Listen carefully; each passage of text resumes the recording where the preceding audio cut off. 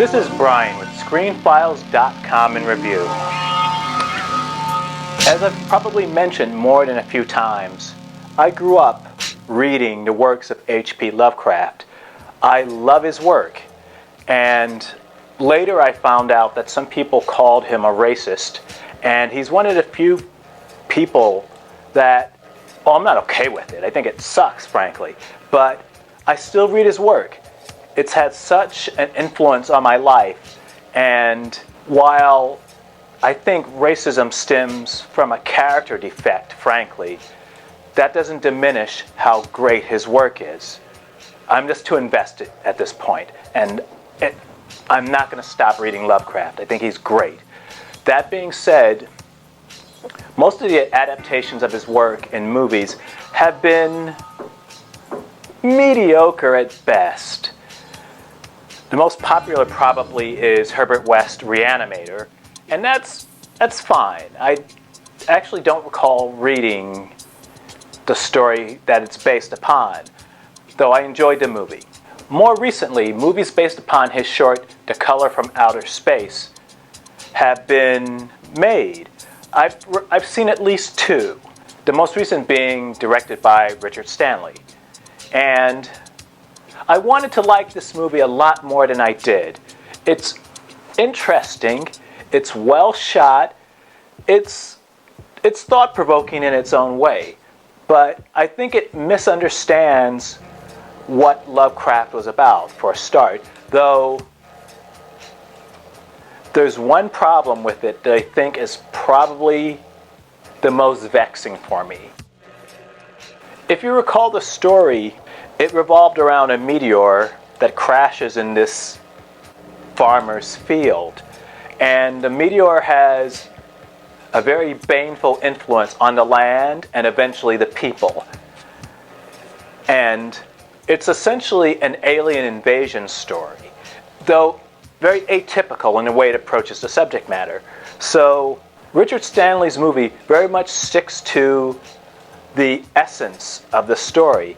Meteor crashes into the ground, has a very sinister influence upon the land itself, plants, animals, and eventually humans. It sticks to landing pretty much when you look at it from that perspective. The problem, though, is that the director, I think, made some really bad decisions. First off, he didn't direct Nicolas Cage as well as he should have. Second off, I don't know the actress's name, but she plays very much like a Wiccan, someone who, it's not witchcraft, but it's certainly witchcraft adjacent. And these portrayals are, for me, what's most wrong with this movie. By the way, I'm not saying the acting was bad. The acting in the movie is actually quite good. The problem is simply that the whole basis of the story is that you have something introduced that changes things around it. Normalcy is disrupted and corrupted. With Richard Stanley's movie, the characters are so odd in the first place that when the influence of the alien meteorite makes itself felt, there's not a heck of a lot of difference. And it's the oddest thing. For instance, Nicolas Cage's character is raising llamas. No, he's raising alpacas, excuse me. And first thing that came to mind is, why is this dude so weird and quirky? Nicolas Cage is right now a really good actor, though the problem is he sometimes, as in his performances, they get away from the director and they get very weird. His whole performance isn't like that, but enough of it is that it's distracting. There's just too much oddness before the meteor even makes its presence felt. These are weird people. And that's a problem, because when the characters are this weird, there's no real contrast between before and now. It's just distracting and it's really strange. And he didn't have to play them this way. Imagine this, and this is the way I would have, because, by the way, I should mention, Richard Stanley co-wrote the screenplay for this as well.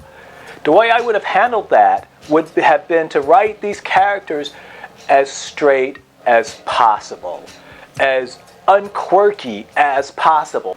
Why is that, you may ask? Because, as I stated earlier, when a meteor hits, you can subtly alter their behavior in little ways and keep adding onto it till they're fucking batshit crazy, as opposed to the way it was handled, which is to say, they were really odd right off the bat. So when the meteor hit, I was thinking to myself, is Nicolas Cage crazy?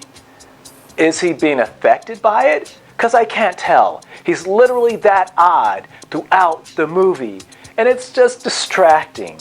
Another problem is that this movie was obviously heavily inspired by John Carpenter's The Thing, and it literally steals one moment from that movie. You'll know what it is. And my problem with that scene was that, how is it forwarding the narrative necessarily? It's not that it's a bad scene. It's that, because what they're showing is that the spread of this evil influence, and it's literally distorting and warping things around it. But how does this forward anything?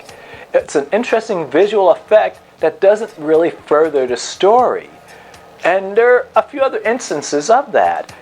If it were just less in awe of some better movies and more trying to get the feeling of Lovecraft's story, I think it would have worked better. And another thing is that this movie curiously lacks atmosphere, which is weird because Lovecraft is all about mood. It's all about atmosphere. It's less gory. In fact, I don't think I've read any Lovecraft story written by Lovecraft that had gore in it in any sense of the word.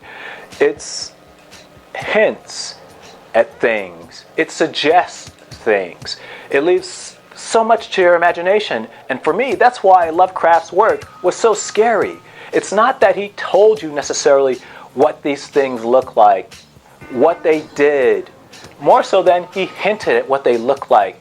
He gave hints of what they did to people. And that was terrifying because your imagination would take those little nuggets and go to all kinds of bizarre places. With this movie, so much is revealed, and it's interesting in a visual sense, but it's not in the spirit of Lovecraft. And that goes to what I said. Namely, there's no atmosphere. Things start to happen, and those things, I should mention, have an impact. But it's just that there's no sense of dread over anything. It's just weird events happening. And they're interesting weird events. And I'm not saying The Color Out of Space is not worth seeing. It's an interesting movie. It's visually it's fascinating to watch.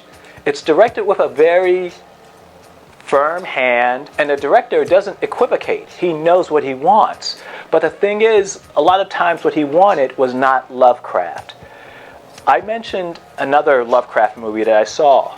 I would check that out if I were you. Reason being, that Lovecraft movie is truer in essence to Lovecraft himself. Oh yeah, and I should mention, there's a scene in Richard Stanley's movie, which for me is one of the best scenes of the movie, where the hydrologist is talking to the girl who I mentioned, the Wiccan person I mentioned earlier, and he's given a glimpse into the world that the thing came from. That was interesting. That was more Lovecraftian than anything in this movie. Though when all is said and done, I would check out The Color from Outer Space if I were you. It's pretty good. It's not as good as it could be, though. I would actually expect a Guillermo del Toro would better handle this material. This is Brian with ScreenFiles.com and Review. Peace.